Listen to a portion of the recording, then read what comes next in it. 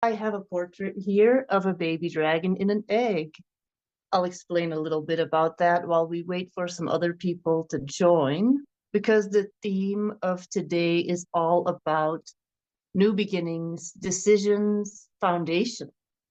And I've had this portrait for a while, and it felt like it was perfect today to put it in the background. So we're just going to wait a few more minutes. In the meantime, feel free to share in the chat what you have been going through, how you have been feeling, what's been coming up. And I'm going to get to all of your questions after I shared channeled message that came through yesterday. We have 5 people here now. Yay. So you can ask me all your questions, give me any feedback on anything that I'm saying in the chat. And the message that they gave me is kind of a sequel to what they gave me last month. So if you were here last month, or if you watched the replay of last month, this is all about phase 2, basically. Phase 2 of these new changes that we are all making. We are all kind of making these new changes. You will have noticed that you're being asked to really look at some things that maybe for a while you just didn't want to look at, and it's starting to become more difficult to look away. But this is all happening for your highest and best, for your own soul development. So we have 6 people. Hi, everyone. So I'm going to get started. And first I'm going to share this message. Then we're going to just talk a little bit about this message, anything that comes up for you. So you can also close your eyes if you feel like it, whether you're watching this now live with me here or later on replay. You can just close your eyes while I share this message with you. And when we're done, I would really like for you to tell me in the chat or in the comments how this made you feel, like in your body. Feel in your body while I'm reading this out loud in a little bit, and let me know what that made you feel internally. If it made you feel open, if it made you feel kind of paralyzed. And there is no wrong or right answer, because we are all going to just respond differently to this message. And we're all going to respond in a way that is appropriate for us and where we are right now on our journey. So I'm just going to begin. So get comfortable and close your eyes. And I'm going to start sharing this message from the Golden Dragons that was titled Decisions and Cosmic Realism. Last month, we spoke to you about boundaries and timelines solidifying. And now that you have seen what it is that you want and what it is that you no longer want, you have been setting those boundaries with people, with yourself, with energies that you choose to align with and that you no longer choose to align with. Now it is time to start grounding in your decisions, to create a new foundation so that all that is in your field can come to you and anchor itself into this new foundation that you have chosen to nourish. A foundation that is based on the boundaries that you started setting last month. A foundation that is based on the decisions that you already made in the background, that you are now going to show to the external world. Many of you have been making these decisions in silence in your mind. And now it's time to make these decisions out loud. We are entering the time of harvest, which means that it is time to reap the fruits of your labor. Whether they be beautiful, ripe, shiny, healthy fruits, or misshapen and rotten fruits is entirely up to you. It all depends on how healthy your foundation is, on how strong your boundaries with yourself and your world around you are. Because trust us when we say that it is important for you to now be solidly anchoring into who you are, into your identity. Many of you are a bit scared, but there is a big mother presence here for you. What you are doing here, you are doing in collaboration with Mother Earth, and the Seraphim Golden Dragons may come across as very direct and powerful, but they are connected to the great mother of all things. They are connected to the primordial mother goddess energy. And you can connect to her and to us whenever you want to, because it is your birthright to be connected to us. There is nothing you need to do. Being here on Earth means that you are loved and deserving of all of our support. Set your intention and hold your vision and hold your boundaries and stay true to what you believe in. Make sure that it is coming from truth and your heart. Last month, we spoke of heart-aligned actions. And now it is time to start showing the world around you what that looks like. Because your place in the galaxy is now also being determined. So it is time for a healthy dose of cosmic realism. You will not be better off by escaping and only looking at the pleasant things that are happening. It is time to look at the stuff that is bothering you, and it is time to look at the things that you feel are in the way, the obstacles.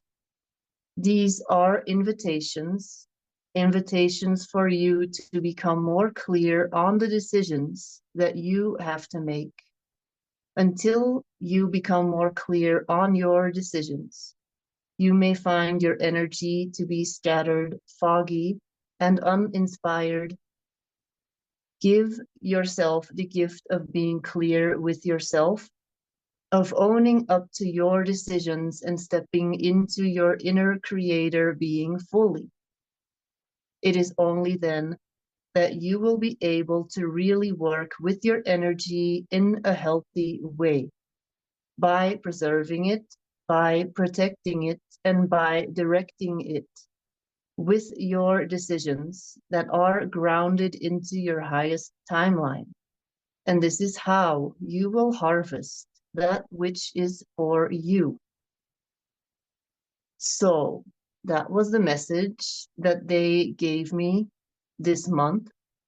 So if you had your eyes closed, you can open them and you can just take a moment to analyze how that made you feel in your body. So try not to immediately go to your mind.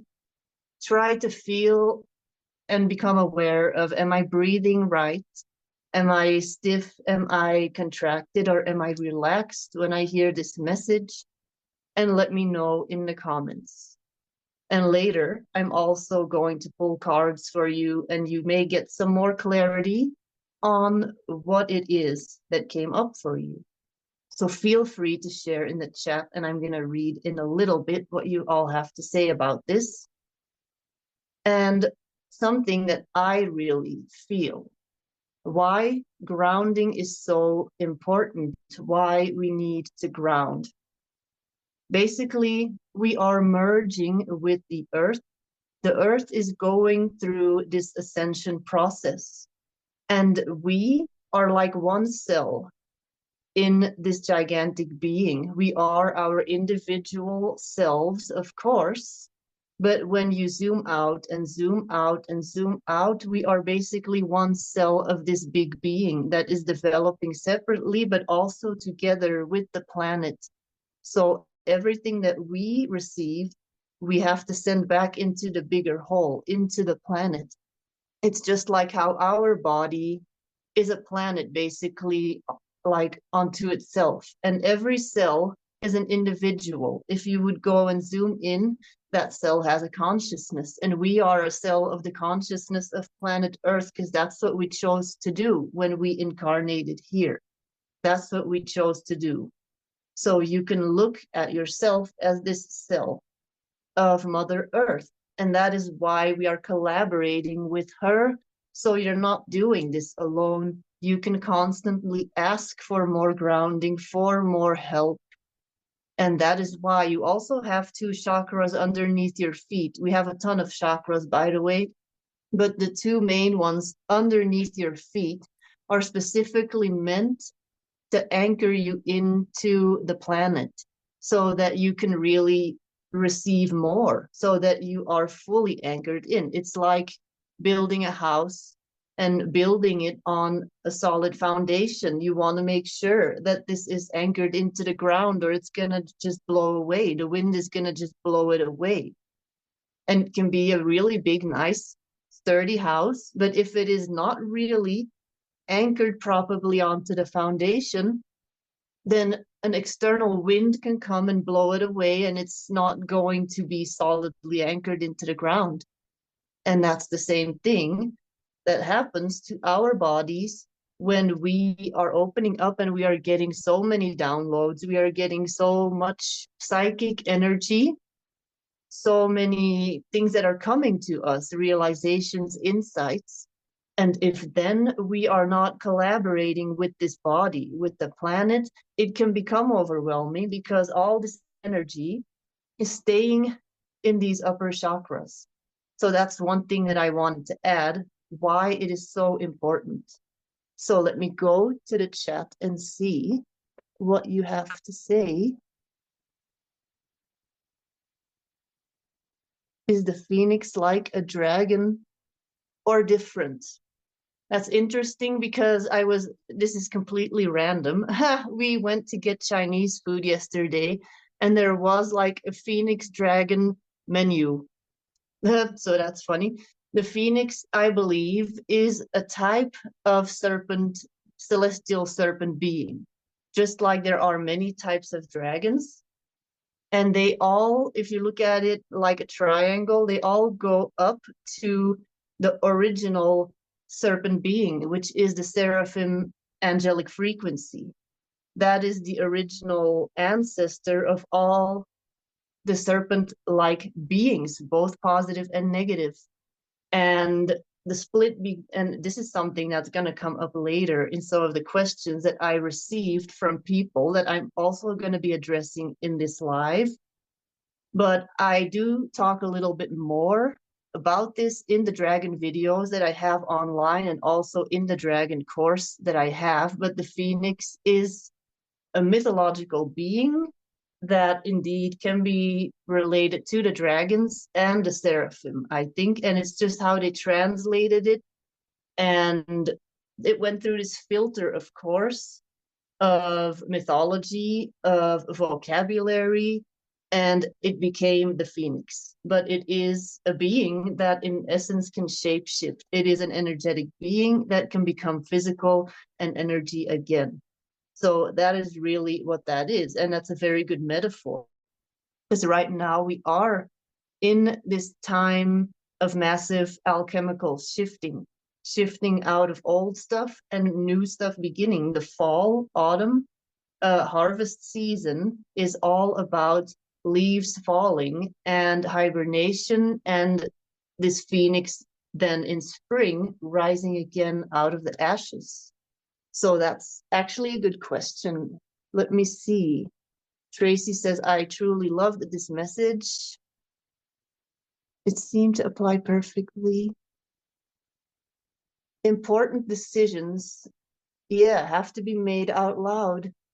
And it was so hugely liberating and released so much joyful energy within me. I appreciate hearing the importance of boundaries here. I always think of our bodies as also made of all these little conscious beings, like as we are to earth. Indeed. And that is why when you feel, can you still hear me? Yes. Because I had the impression that I was muted for a little bit. Nope, I'm okay. Okay. Yeah, because when you are sick, like with my ribs, I broke my ribs. Some of you may know this. I broke my ribs back in June. And I was like, oh my God, my entire schedule that I had planned, I had all these projects ready to go, was completely, I had to just put a stop to everything. But I kept telling my body, I am healed. I am healed. Basically, I'm completely healed, even though I was, of course, not at all healed, but I made the best of it. And I basically kept telling myself I was healed. I kept telling the ribs, you are healing, and this and that. And I was directly communicating to these cells in my body, and the earth is doing the same. If we take the time to properly connect to the earth, go connect to a tree, go for a walk, go swim, go do something. Even if you live in an apartment, take a bath, take a shower, and consciously connect to the water, because that is all originally from the earth. And you can work with this water, and you can ask this water to connect and tell you what you need to do, because your body is also like 70% made out of water. You can talk to this water and you can merge your energy this way also with the energy of the earth. So that is definitely important to keep in mind. And as a matter of fact, I'm quickly going to say this. I am working, this is a long-term project, on a course about Rosicrucian teachings. And I have a course already that's called Essene Teachings. And this is also going to be about working with the planet, because the Rosicrucians are all about everything that is coming in also needs to go down. There needs to be balance. There needs to be perfect balance. And I think it's really important that we learn more in a very simple way about these mystery school teachings if we want to make the best out of our spiritual development journey, because they have so much wisdom. They did so much research way before the internet ever existed. They studied so much, and I want to offer this in a simple way because it can be very overwhelming if you want to read these old manuscripts and stuff. It's sometimes a lot. So anyway, I'm gonna get back to the questions in a little bit. I'm trying to see if there was more. First, I'm gonna go to your questions. Are there dynasties of dragons? How do you mean like different ranks of dragons, different? Well, I elaborate a little bit on that in my course, the Dragon Codes Journey, and it's a 5-video module course. That's each module is an hour long, but there are different types of dragons, indeed. So you have the Seraphim, basically the golden dragons. And I don't like to say there are dragons that are more important, less important in hierarchy or whatever. That's not really how it works, I believe. They all have different purposes. It's like how you have the archangels, and they have a job to do. And then you have personal spirit guides, and they have a job to do. You have the golden dragons, the Seraphim, and they are all about just reminding you of who you are. They are all about helping you to see how powerful you are, and that you are basically just a reflection of them in a human body that is here.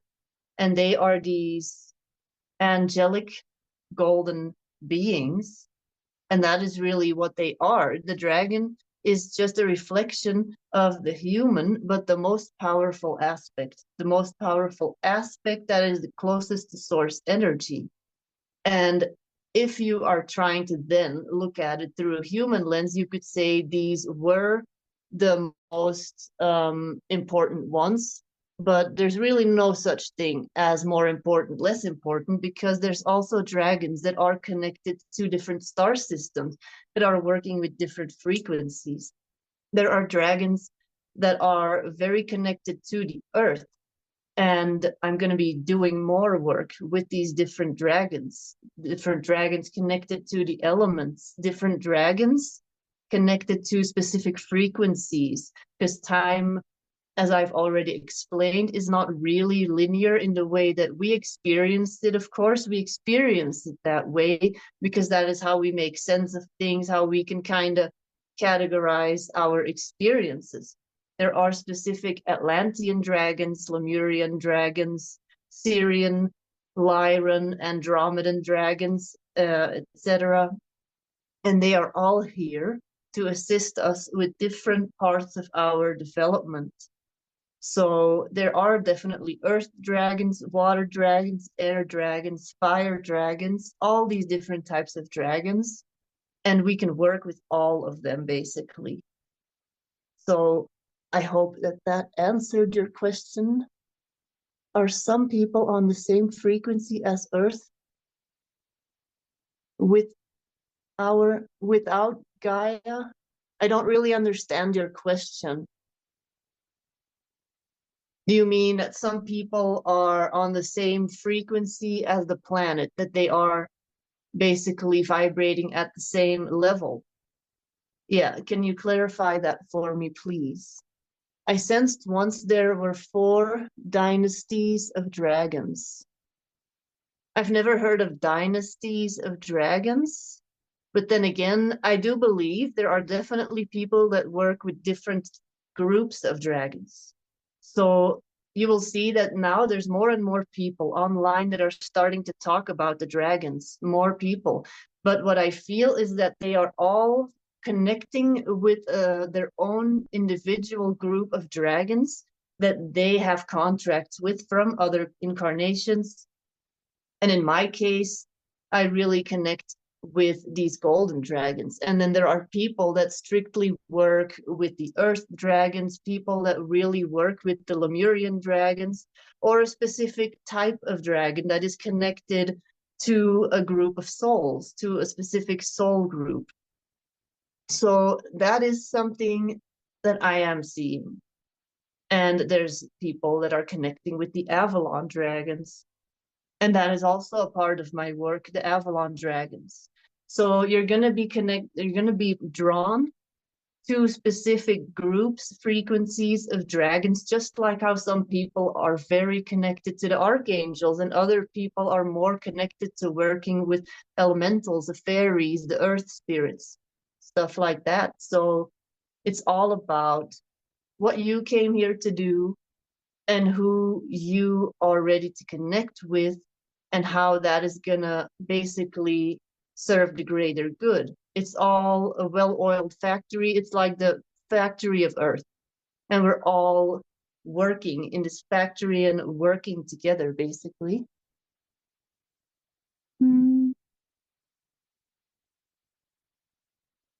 The message seems right with me, with what I'm dealing with. I have been frequently told to ground even though I felt I was grounding. Many activations are occurring and they appear to be increasing. I have been taking more time to ground and for daily meditation, stretch and connect with healed, benevolent, aligned ancestors. Yes, because there are definitely more and more ascension codes coming in. So we also need to connect way more. It's almost like I want you to kind of visualize you standing on the earth and there's this beam of light coming down. It's coming down. It's like the metaphor that I just mentioned with this house. And it's almost like you have to visualize that you are like an anchor that is just sinking down into the earth. like you have this anchor like a boat, and it's coming out of your feet, and you really need to anchor into the earth, because all this stuff is coming in, and you're like this column, this beam, this column that is holding all this light. So you're basically holding all of this light. And the stronger that you're anchored, the better you're going to be able to fluently and efficiently funnel all this light into the planet, which is going to help your personal process and the planetary process. And I had something else to say about that, but I lost it now. But yeah, because there's more codes coming in, because you will also feel time is kind of speeding up. It almost seems like time is speeding up. What's happening is the frequency is speeding up, and it's not really going like this, it's going kind of like this.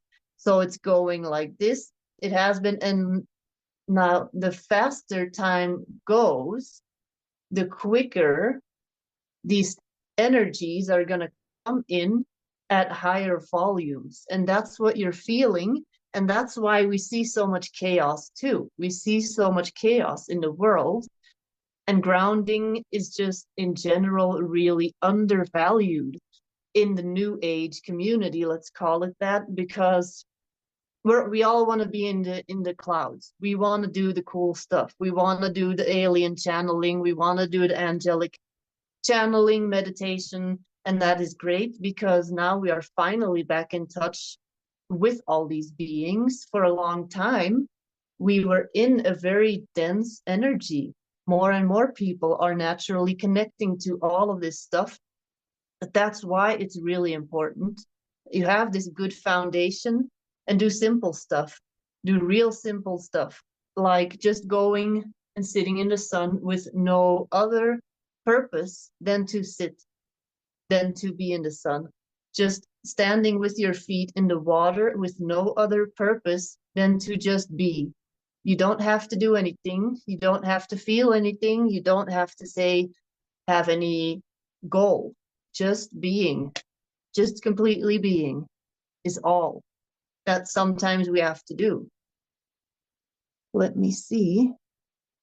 Yes, so about the question, the earth question, the same frequency as the earth, there are a lot of people here that are a part of the earth. Also energetically, there are incarnated elementals. And a friend of mine, Chris, if you would like more information on that later, let me know. She actually started doing elemental soul aspect readings. So this is to really see what incarnations you may have had where you were an active part of the earth. Your energy was maybe a gnome energy, a fairy energy, a tree spirit. I've seen this in the Akashic records, that people were stones in incarnations. They were a piece of sand. They were the wind. They helped create the planet, basically.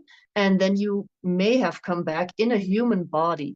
You may have come back as a human being. And I see this quite often in the Akashic records. Incarnated fairies, incarnated leprechauns, gnomes, dragons, the earth dragons that come back, stuff like that. Incarnated unicorns I've even seen.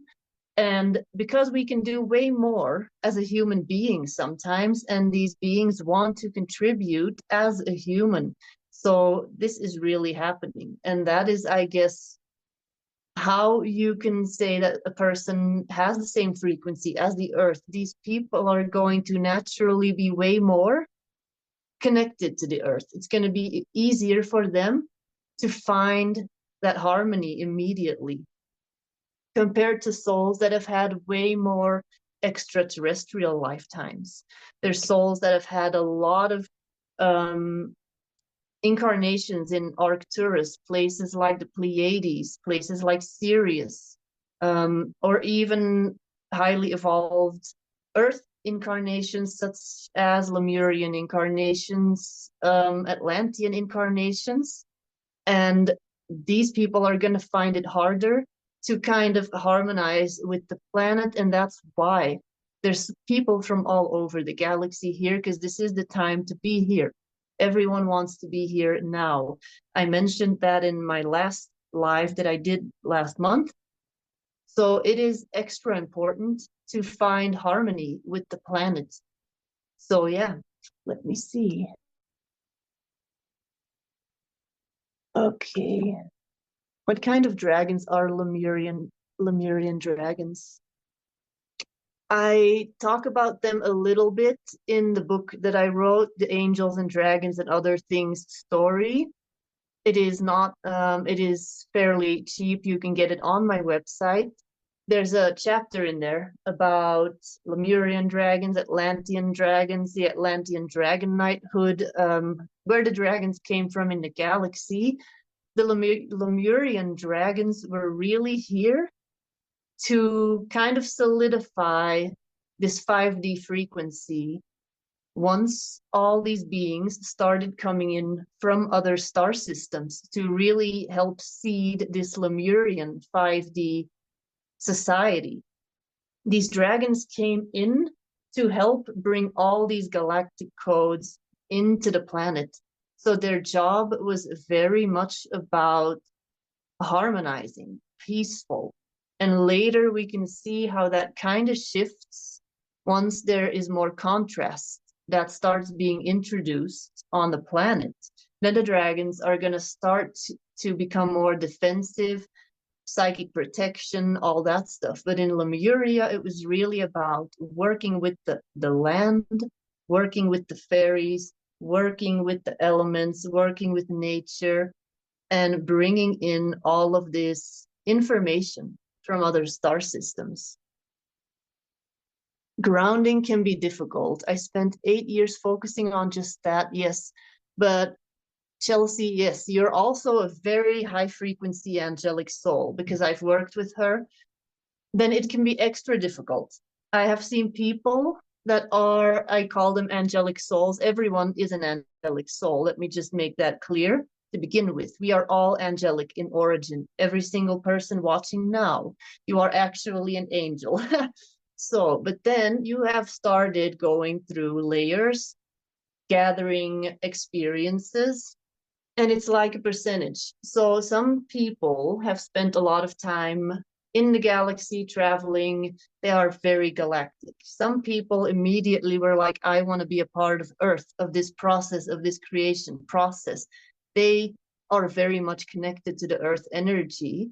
When you have spent a lot of time again doesn't exist. Look at it as percentages in what you are made up of, your soul, what your soul blueprint is. If you have been angelic for most of your existence, grounding can be very difficult because your soul remembers. You remember what it was like to be in those higher frequencies where contrast was not really there. It was not introduced, because again, when you have source, it's here, and the lower you go, lower in frequency. It's all just different experiences.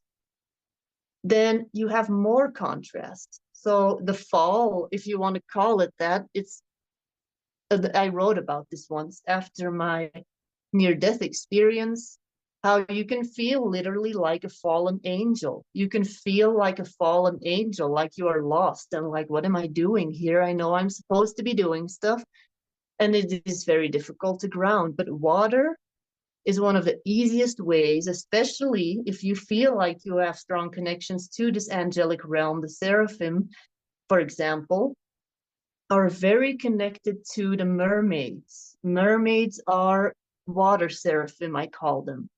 And you can easily connect to water. You can easily work with water and really ask for the water to help ground you. You can also drink the water. You don't have to work with the water in the shower. I'm looking over there because my shower is there. But you can do this by drinking. You can do this when you are outside on a walk and you are walking by a lake or a pond or whatever, or a fountain. If you live in the city, there's a city park, a fountain. You can work with this water. All water connects you immediately to planet Earth. So let me see. I have recently learned from an indigenous class to give offerings to Mother Earth before grounding. The natives always give and not just take. So recently I was encouraged to give some wine to the earth in order to equalize the energetic exchange. That is true. And I actually have a question prepared about this too. Because this was a question, some people that couldn't make it today, they still had questions, they sent them and they wanted me to include them. One question is, what do you do when you start remembering other incarnations where you were in a completely different culture? Let's say, for instance, you were an African person and you were part of a tribe over there, and you start really remembering their practices, their rituals, or whatever, or you were a Native American and now you're a white person, or you're an Asian person, or whatever, and you feel really drawn to working with these practices, but you are kind of afraid that you are then appropriating their culture. And so this person asked me, when is it appropriate to start studying other cultures, indigenous practices, and is it okay? And I think the more and more that we remember and that we want to really, from a place of respect, study these other cultures, that we should be able to do this. Because there's a reason why you are remembering. There's a reason why your soul is unlocking this specific information from this incarnation somewhere completely different, so that you can benefit from it again. That's why I always refer to this spider web, this multidimensional spider web. And the middle of the spider web is your higher self, and you have all these threads, and they're all connected. And if one thread moves, the whole web moves. So if this thread of Native American in 1500s moves, it's gonna reach the middle, the higher self, and it's gonna be sent out to all these other threads. And there's a thread here in 2024 that is you, and you are seeing, you are reliving, you are very drawn to these practices. So look into them, but approach them with respect. And that's something that I always do say. When you start studying these practices, don't stay surface level. Devote yourself fully to understanding these practices with respect, so that you are using it and basically learning to use these practices in the correct way. So that's what I wanted to say about that. Like, for instance, I work with a lot of Hebrew and Aramaic in my work. And that's why I always tell people, of course, I'm not from that region. I'm originally from Western Europe. So I really want to make sure that I study anything that has to do with that before I would share it with other people. But if it's for your own personal use, I would say definitely dive into it, experiment with it, and keep on studying, keep on refining that knowledge. So yeah, that was a little rant. Can you also be grounded if you're not grounding on earth, but grounded in your heart? Yeah, I think what you're trying to say is, if you really work with a lot of grounding meditations and stuff, and that's the thing, you're still in your head. And grounding does not need to be a very, often people think, this is general in the spiritual community, oh, grounding, okay, we have to do something, we're going to ground, we're going to take action, which is very masculine. It's a very masculine energy, doing, action, doing something, we're going to ground. And if you can ground by just really forgetting everything. just saying, I'm gonna now sit outside for an hour. And you don't even have to be like, oh, and now I have to ground. I'm gonna sit here, I'm gonna be so grounded, I'm gonna be the most grounded ever with that intention, because then you're still taking this action when Mother Earth is a feminine energy. So basically it's time to receive this grounding and to also give. And like, yeah, you can definitely give something in return.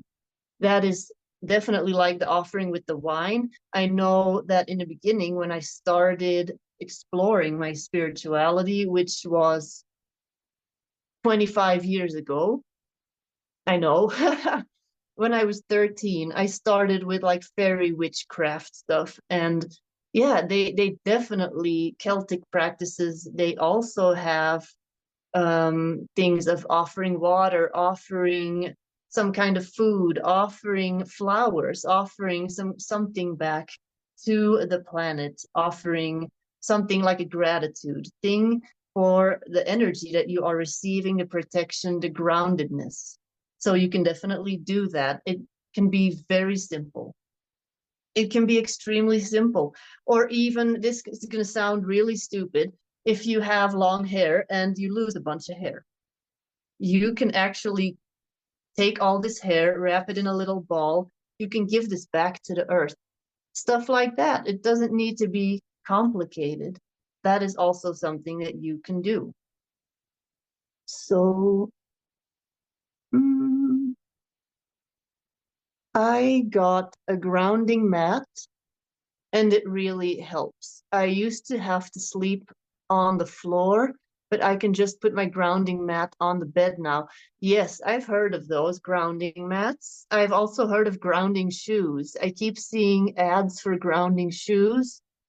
And what I feel works really well, those things all really work well. And this is all Atlantean technology that is returning. All of this new Earth technology that actually comes from Atlantis is being returned to us through the people that are coming up with these ideas, such as barefoot running, barefoot walking, grounding shoes, grounding mats, specific magnetic rods that you can meditate with that are gonna circulate more grounding energy.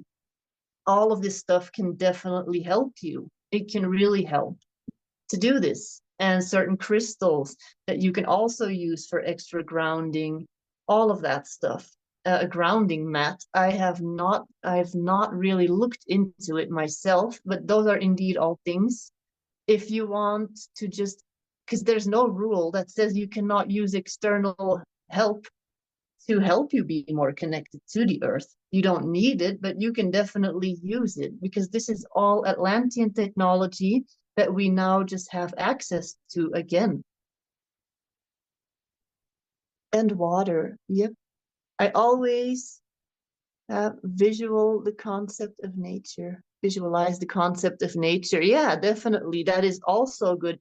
Or listening to ocean sounds, listening to nature sounds. Those are all easy ways if you live in an apartment building. If you don't have access to nature right away, just take a shower and have like ocean sounds playing in the background. These are ways that you can definitely connect if you live in the middle of a city and you don't necessarily have access. Of course, the best thing to do is to try to sit in nature, or you can, even if you have a tiny balcony and you cannot really, it's loud outside. I lived in some pretty busy places where all I had was a small balcony. I had noise canceling headphones, was listening to nature sounds, and would sit on my tiny balcony in the sun. That's how I would get my grounding if I really had no other way. Offering tobacco, indeed, offering tobacco. That's a big one that I actually learned from somebody else a few years ago. And that's a good example, again, of the question that this other person asked me that couldn't join us today, of when is something cultural appropriation? In that case, it is something that you may remember that familiar to you, that feels good to you from another incarnation, where you were perhaps a Native American, where you were in South America, where you were doing this work and it feels right to do this again, then definitely offer this again. Working with tobacco, because tobacco has gotten kind of a bad rap, because a lot of it is processed, a lot of it has chemical additives that are really not good. When you work with like very pure tobacco that comes from natural sources, and you learn to work with the spirit of the plant, just like you have angels, you have nature spirits with different plants, different flowers, and tobacco is one of these. You can definitely learn how to work with that. Before you take a flower or whatever have you, you can offer tobacco, definitely. Chelsea says, I read the Anna Grandmother of Yeshua book and was wondering if you believe it is still possible for some of us to undergo the rites of the sepulchre without the ancient initiations, and if longevity is going to increase soon, regardless, due to science advances. Yes, there's definitely people, I believe, that have mastered some of these rejuvenation techniques, that have mastered some of these techniques, maybe not to the extent of how they did it in the book. For people that are interested, Anna, Grandmother of Jesus, talks about a lot of alchemical rituals, ceremonies. It gives you an insight into the life of the Essene Mystery School, the group that Jesus belonged to, Yeshua. And they had a lot of specific techniques to slow down breathing, to slow down their heart rate, and to basically slow down their bodily functions so that their body would go into a state of kind of a coma, basically. And they were able to extend their lifespan with quite a number of years, because Anna was around 600 years old when she died, and that was because she chose to transition voluntarily, not because she died due to illness or old age. She chose then that the time was right. And that's how you hear a lot of these stories from gods and goddesses, deities, mythological beings that were actually, a lot of them, Atlanteans, that had all of these rituals down. They knew exactly how to do these rituals, and they were immortals. Basically, they just lived way longer. They were able to live way longer lives. We're definitely going to see this happening again. We're going to see a split that's going to start to occur. And I touched on this a little bit in a podcast that I did that you should go check out definitely. With my friend 𝘀𝗵𝘵. It's on my YouTube, where we went into it. It's 2 parts. The next part's coming out on Sunday. Technological advancements, including AI and organic intuitive development. And there's going to be 2 camps of people. We're going to see the people that are all pro-science, anti-intuition. We cannot, basically, they are giving all their power to technology. They're saying, we cannot do this. Our body, they don't trust the body. They don't trust the potential of the human vessel, of the spirit in the human body. There's people that are going to be like, let's get a chip implanted. Let's get all this stuff. Basically, let's turn into a robot person so that we can live longer. We're going to see that camp. And that is a direct connection to Atlantis and the fear consciousness of Dark Atlantis. Then we have the people that are going to be tuning into their body, healing their cells, healing with intention, with energy, that are going to be seeing that they can remove cancer, that are going to be getting younger instead of older, that are just going to be aging way slower, that are going to be getting more energy the more that they harmonize with their higher self. And there is not necessarily, they are not afraid of technology. they will still embrace technology, but they will realize that the true power lies in the soul. In the human soul is the biggest, most advanced piece of spiritual technology that exists on the planet, on everywhere, basically. So I do believe we're going to start to see that more and more.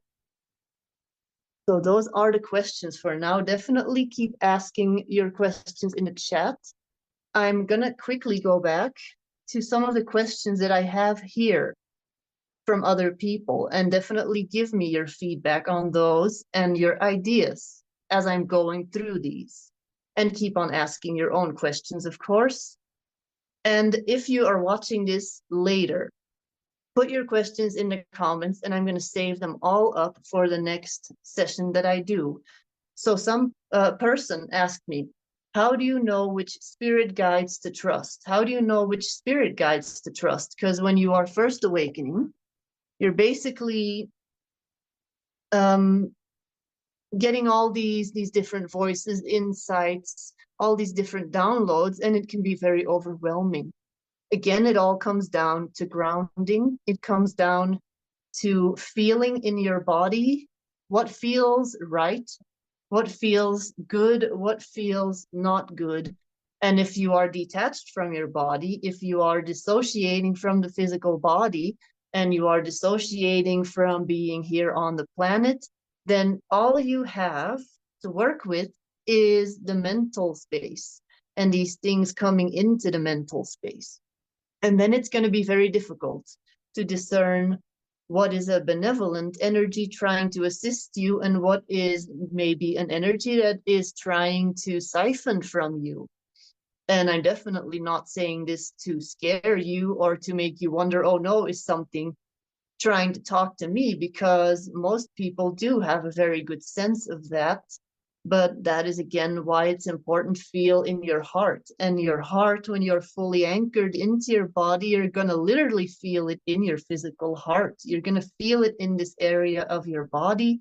And you will feel when something feels wrong, when an energy comes in, or there's somebody saying a voice, or you may not hear it as a voice, you may see images, you may just get a download, like a clear cognizant knowing of a being that says, I am Archangel Michael and blah, blah, blah. But if you feel very overwhelmed, or it's too much, or you feel that this being is being forceful, then, and you feel it in your body, then whatever this voice says, if you are feeling that this is not okay, then definitely listen to what your body is telling you. Your body is going to always tell you what you need to know. But most energies are definitely going to be helpful. Most energies are going to want to help you. So just trust your gut feeling. That is really what it comes down to. Trust your gut feeling when it comes to connecting with different energies. And the more that you do it, the more that you're going to recognize the different voices, the different feelings, the energies. And I do have an entire module on this in my free course. I have an entire free intuitive development course that is completely free, because I wanted people to have a basics, a foundation when they start opening up to this stuff. So this is all real easy stuff, easy exercises in how to recognize angels, how to recognize spirit guides, what you can do to start developing your own intuition. So it is on my website under the free courses tab. It's on my Instagram under the free courses. You can find it on most of my platforms. So let me see. I also had a question about the past life stuff. We already kind of dove into past lives. You know that I don't really work with the concept of past lives. I feel that it's all happening now, and we're just tuning into different frequencies. It's like a radio dial that is going through different frequencies, through different channels. You cannot really listen to two channels at the same time. You're going to be here. And this channel is called 2024. There's another radio channel that's called Middle Ages, and so on. So this person asked me how to handle past life memories as more are awakening. And this is a question from somebody. I had a past life memory with a lot of details. On one hand, I'm very grateful for the privilege of that experience. On the other hand, I now have a feeling that I lost so much.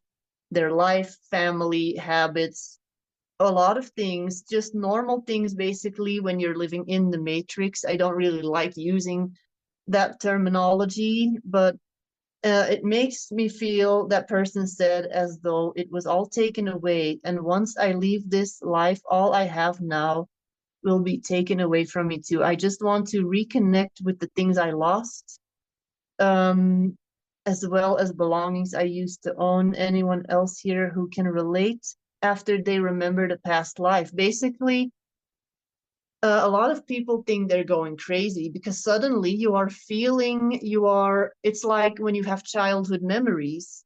That is what it feels like when you start vividly remembering past lives.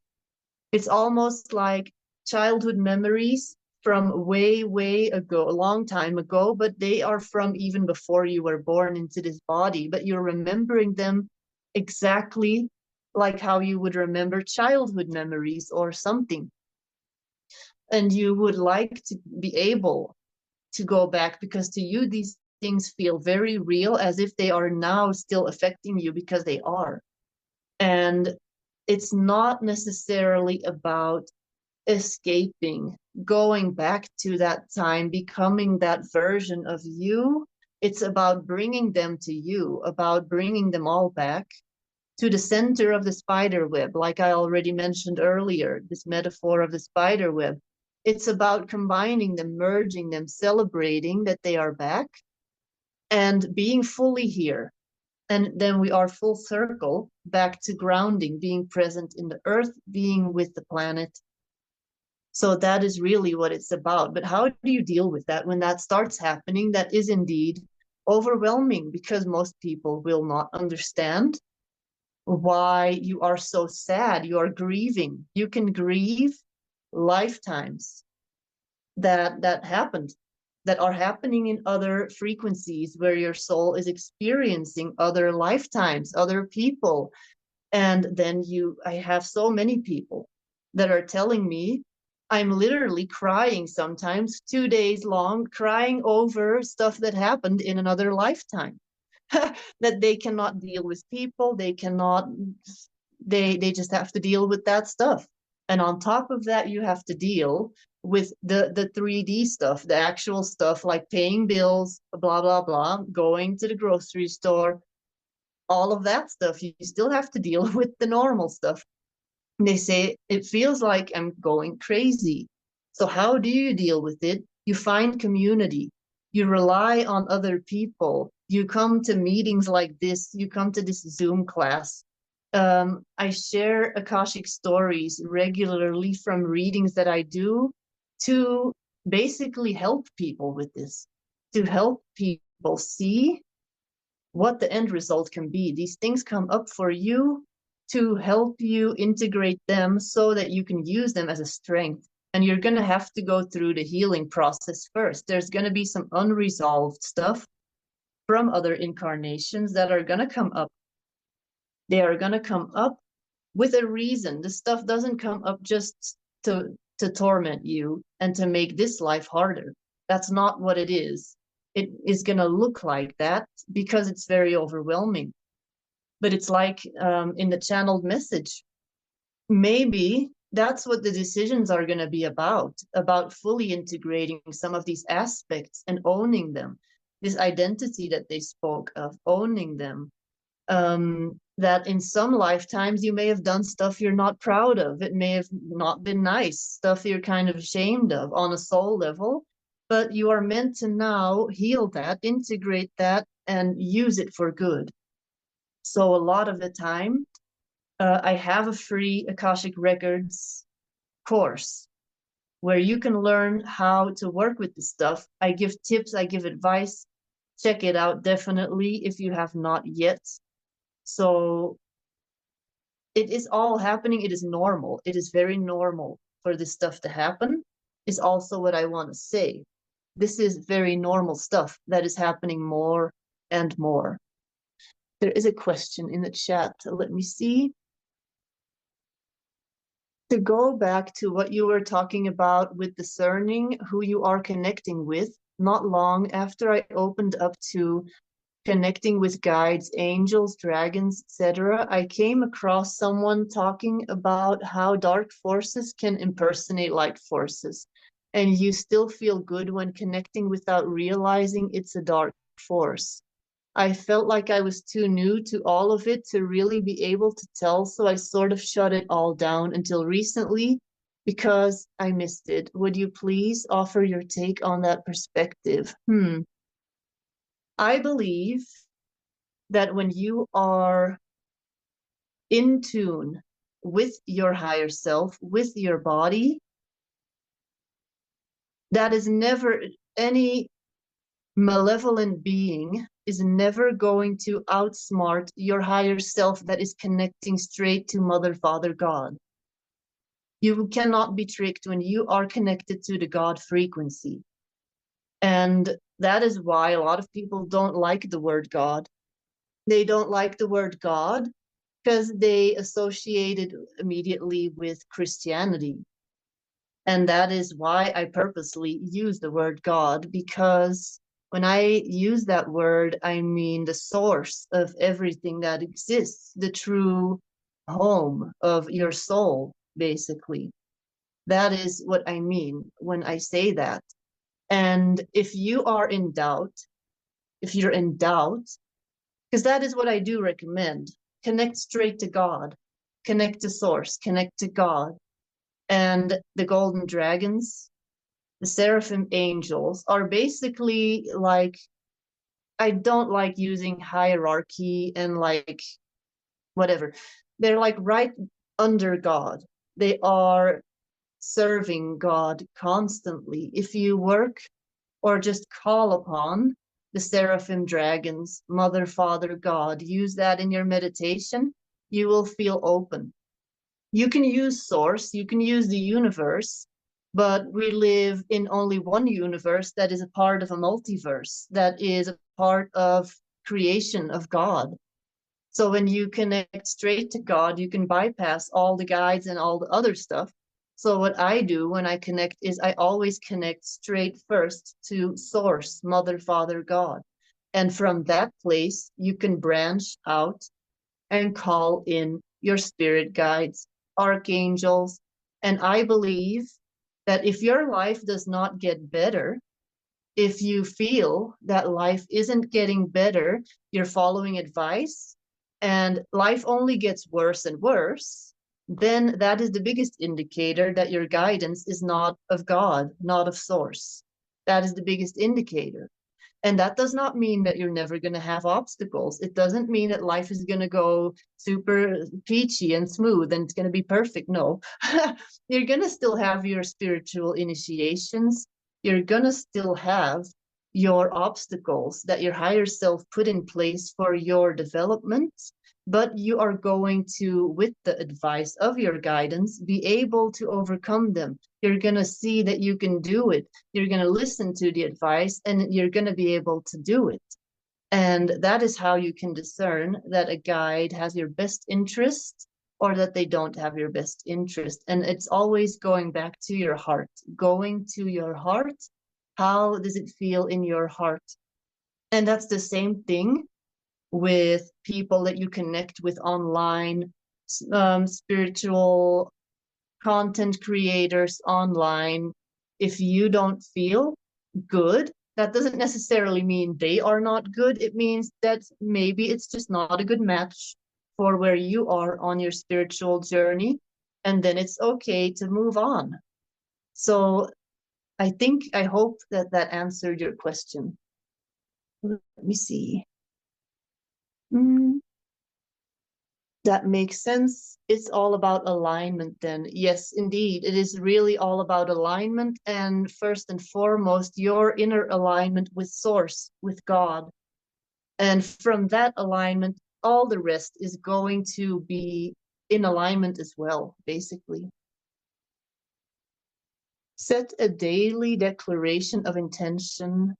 What are you aligned to? What energies are welcome? Invite your aligned team, your highest self, and ask them to remove any energies that are not in alignment. Exactly. I also have a really good blog post on psychic protection and psychic clearing, and that is an example that I put in there.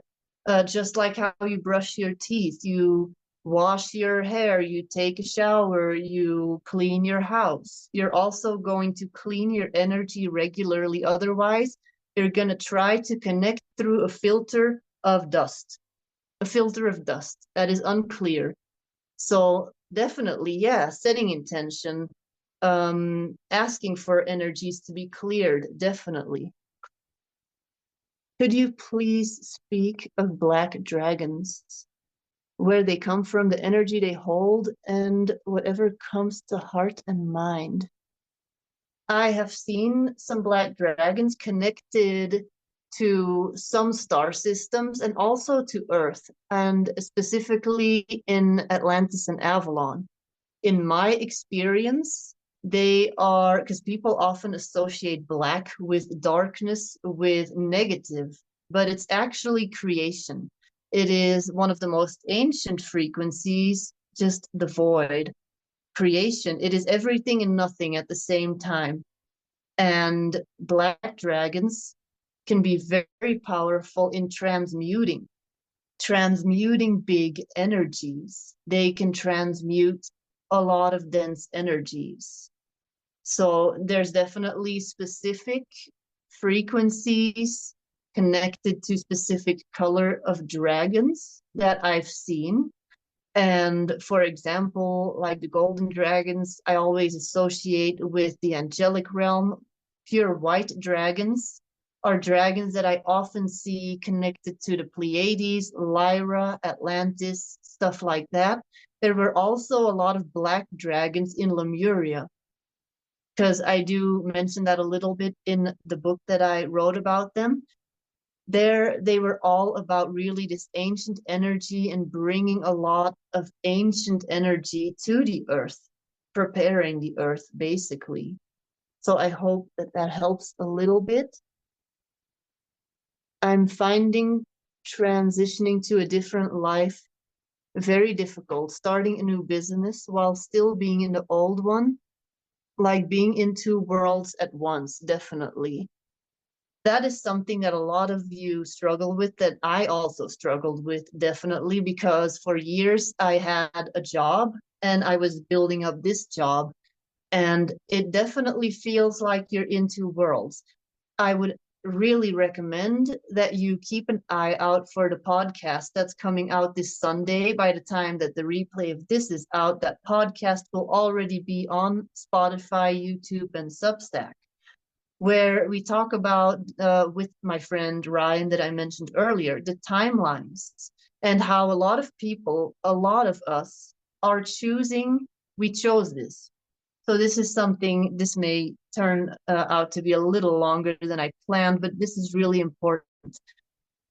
Our generation, the people that are here, that are now in their 20s, 30s, 40s, 50s, 60s, whatever, these people that are here on this journey now, we may not necessarily see this new earth completely, this utopian society, because we chose to pave the path, to lay the foundation for the generations that are coming after us. So a lot of us chose to kind of go in between 5D, 3D, kind of go in and out. A lot of us are doing this. We are in the 3D world, we have a job, and we are infiltrating, bringing our higher frequencies into the existing systems. So a lot of us are choosing to kind of start a business while being in the old world. And it really feels frustrating. And what you can do is just always go back to your heart and remember why you're here, because you are doing this truly out of service for Mother, Father, God. You're doing this out of love for planet Earth. And you are doing one of the most selfless things that you could be doing as a soul, as an angelic being. You are here serving the greater good.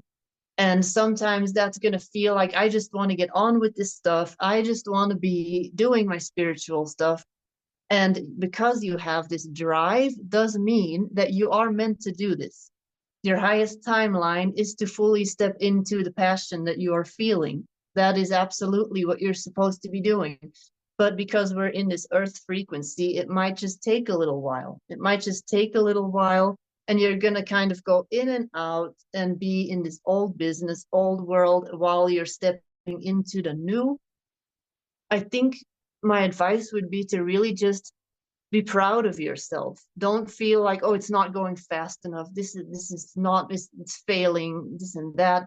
Because from the angelic point of view, your guides are looking down at you and they're like, whoa, this is so difficult. Do you see what she's doing?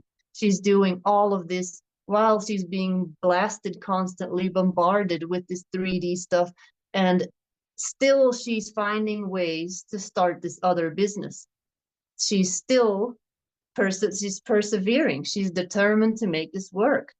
So keep in mind, keep on asking for help and ask your higher self, show me where it is that I cannot see, but that you can see, where I am needing to redirect my energy, where maybe I'm wasting energy, not wasting energy, but where I could be using my energy more efficiently.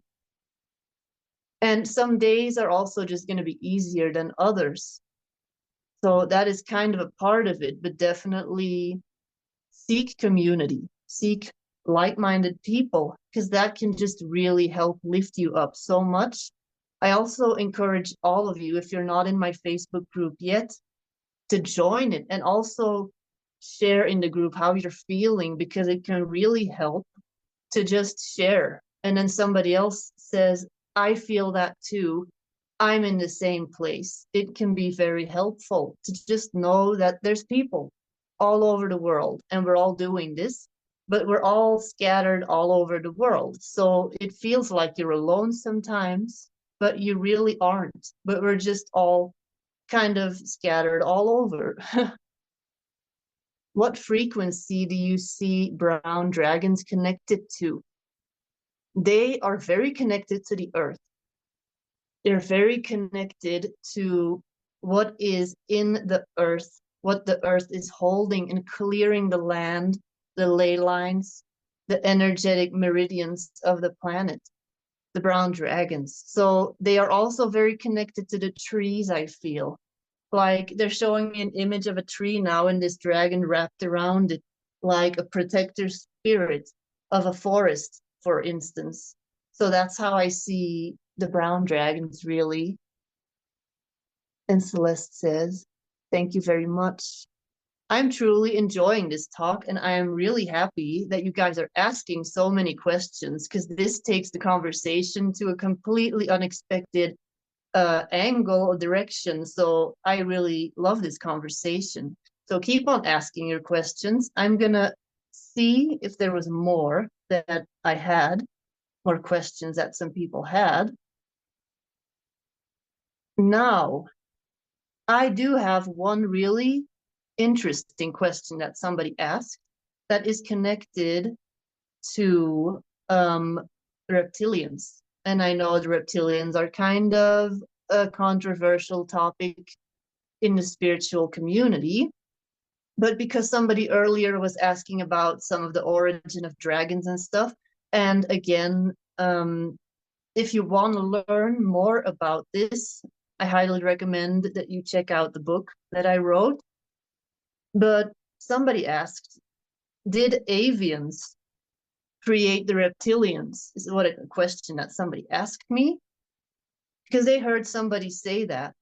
And what I said is the reptilians are basically a negatively polarized branch from original reptilian beings that are way older and connected to celestial dragon serpent consciousness. So in a way, they are all connected to the angelic realm, and more specifically, the seraphim, serpents of God, seraphim.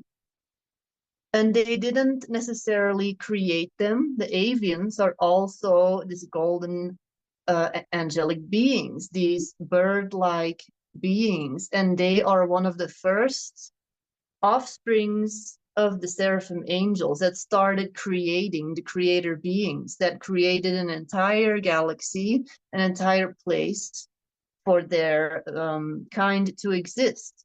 And that's how this pyramid that I talked about, where all these subcategories started existing, basically. They didn't necessarily create them. They sort of created themselves by choosing to become negatively polarized, which was all a part of the grander scheme of things, of introducing contrast, of expanding consciousness through contrast. So that was an interesting question that I just wanted to put in here. Anything else? I think that is kind of it for what I had prepared. So I have my cards here. We haven't even gotten to the cards yet. So if anybody would like me to pull a card for them, let me know and I will pull a card and you can ask a question in the chat. And in the meantime, I'm going to drink some of this tea because I've just been talking nonstop. So ask your questions in the chat. And I will pull a card. I have an angel card deck. I have a witchcraft card deck. I have moonology cards, dragon cards, Lemurian cards. If you don't have any preference, then I'm just going to pick a card for you. And if you do have a preference, then let me know in the chat. And while I'm waiting, I'm going to already pull some cards in general for whoever is here watching or later. Whenever this finds you, know that the message is going to be for you at exactly the right time.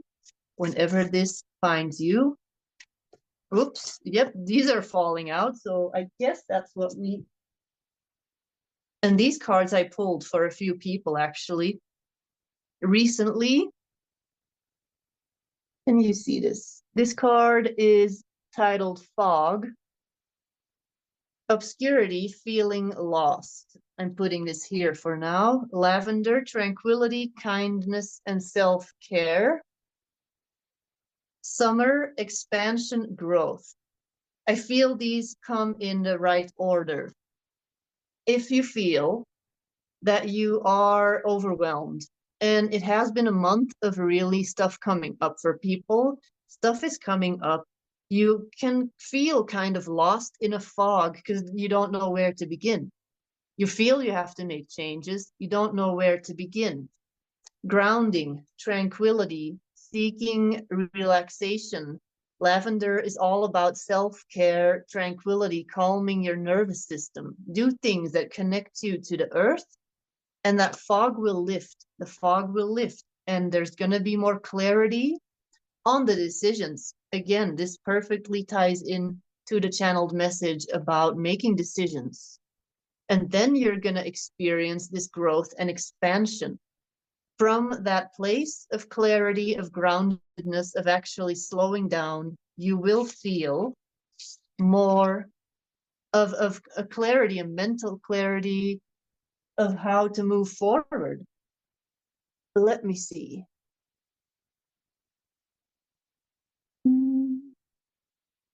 Ask a question and then you pull a card about it. Yes, you can ask me a question and then I will pull a card. Thank you for this, Deborah.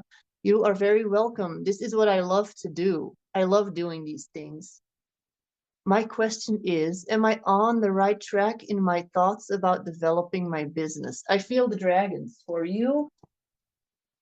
And immediately this portrait also. Like, this is so much potential. Like I said earlier, this dragon energy is like so much light and power and strength, all in this egg, the egg of potential. And that can look like, oh, we don't really see it yet. We don't see it yet, but it's all there. It is all there. An egg is actually the most powerful thing that exists in the physical world. So, Tracy, Orange gold dragon from Arcturus opens you to knowledge from the new golden age. Carry the energy of the future and be a guiding light. Okay. This is all about also integrating your own golden age knowledge. So you're gonna feel like, oh, there's gonna be little obstacles in the way that are gonna challenge your thought process.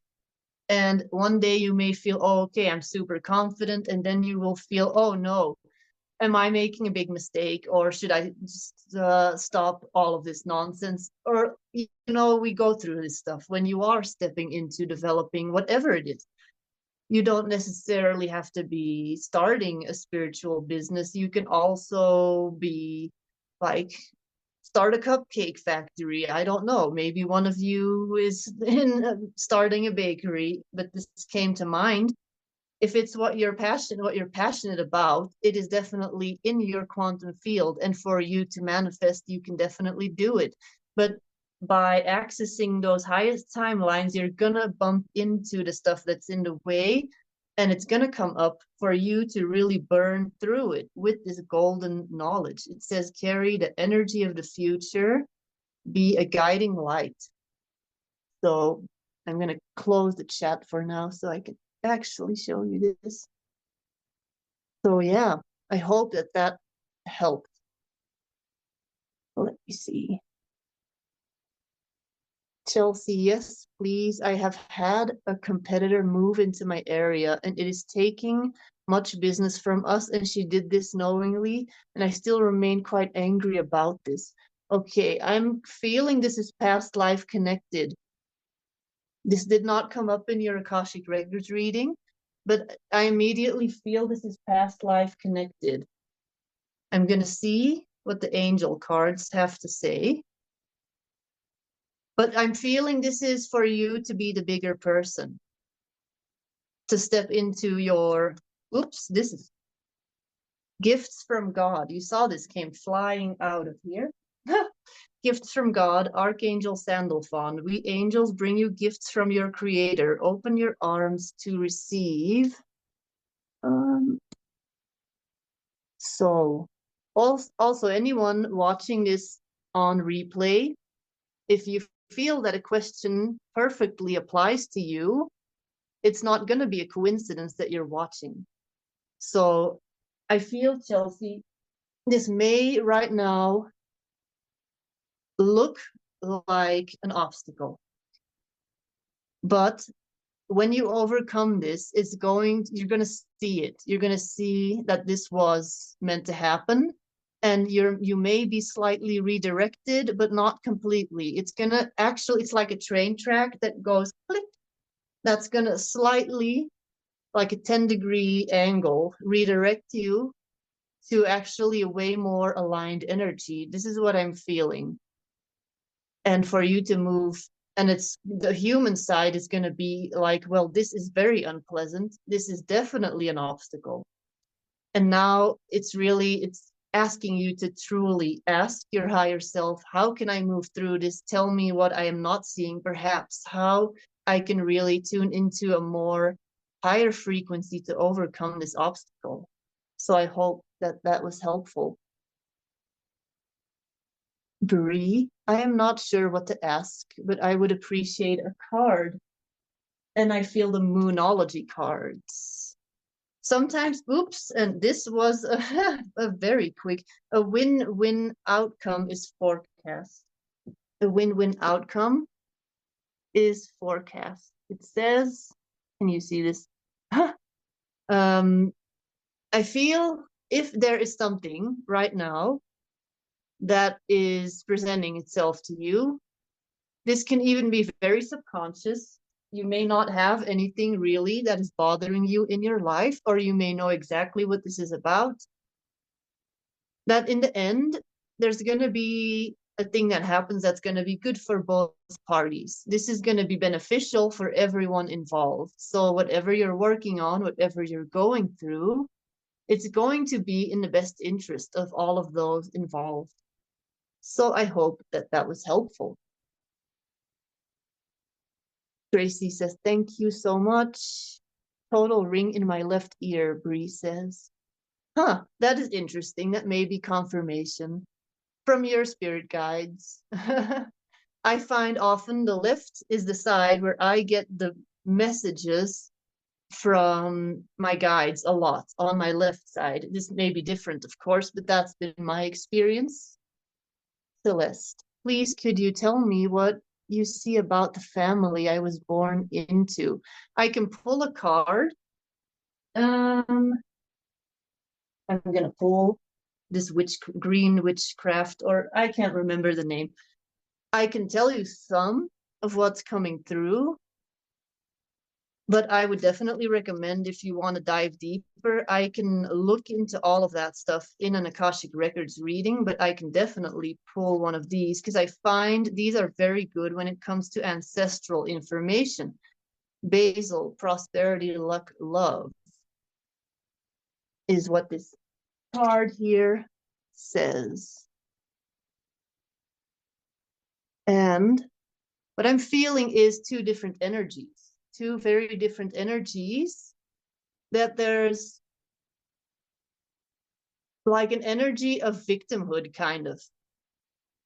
I feel there's some people maybe down in the bloodline, maybe not necessarily people living right now, but that there's a programming of victimhood somewhere. But there's, on the other hand, also this optimism. There's also a strain or like a branch in the family tree of optimism, and you are meant to take that optimism and override the victimhood mentality, because you can create your own reality, and that is what you are kind of coming here to do. So that's what's coming through about that. I hope that that was helpful. So the basil is definitely, and there's a ladybug. There's a ladybug on this, which is all about good luck and abundance. So I just bought a basil plant today. Well, that's really good to have in your house. Also for psychic cleansing, basil, very good to have in your house. Very helpful. Thank you. Bree, when will the violet flame fully activate within me? That's going to be dragons. Dragons. Oops.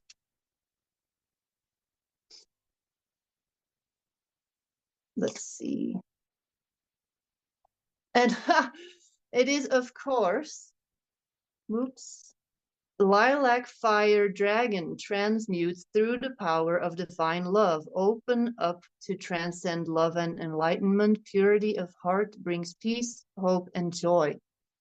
And this is a very, like, lilac, violet. They are very close together, of course. When you look at this dragon too, I feel it's all about opening your heart. And that is a group of dragons that I've also channeled in the past, and I still work with, the Violet Rose Dragons. They are a combination of violet flame energy and Christ consciousness, the Christ golden light and the violet flame. And they're all about really leaning into the heart, really leaning into what wants to come up. And the more that that happens, this violet flame is automatically gonna, it's like oxygen to this flame, and by allowing this flame, we all have the ability to activate the violet flame within us. We can then breathe light into this flame by allowing it to fully burn what wants to come up in your heart by opening it more fully.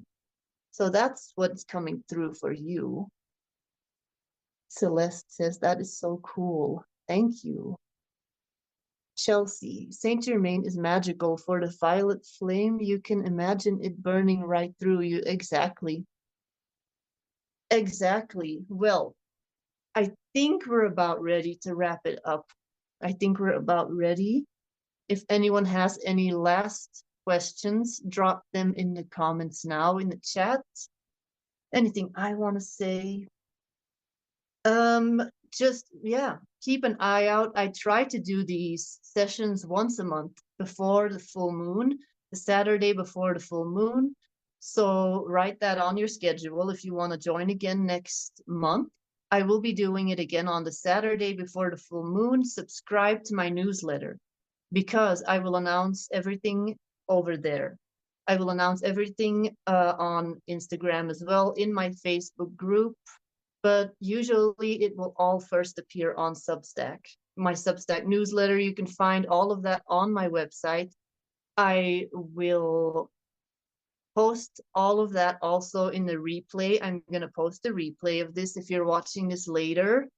And if you are interested in working with me on a more deeper level in whatever way works for you, on Instagram, I have a questionnaire. I don't have it on my website yet because a lot of people are like, I want to work with you, but I have no idea. Like, do I do counseling with you? Do I do a reading? Do I do a video call? Because I have 500 things that I'm offering. So you can fill out the questionnaire. It's multiple choice, and that's going to help me see how I can best help you because I have free stuff. I have paid services. I have texting services. I have video calls. I have readings. So that is going to make it easy for you and for me to see how I can help you best. Anyway, thank you, Deborah. This was awesome. It was so much fun for all of you to be here. Thank you so much from Australia. Yeah, Chelsea, you need to go to sleep. You need to go to sleep, and I hope that you can sleep in. Thank you for being here. It was so much fun. So definitely keep an eye out for next month if you want to join again. Share this replay with people that you believe may benefit from this, people that you know are kind of struggling with this whole ascension stuff, with spiritual development. Share this with them because I just want people to feel that they're not alone, that they have a community, and refer them to the free course, to the Facebook group. All this stuff is free. I have like 3 different free courses. So anyway, I wish you all a good rest of your day or night, morning, wherever you are. And we will all talk again soon. Bye-bye.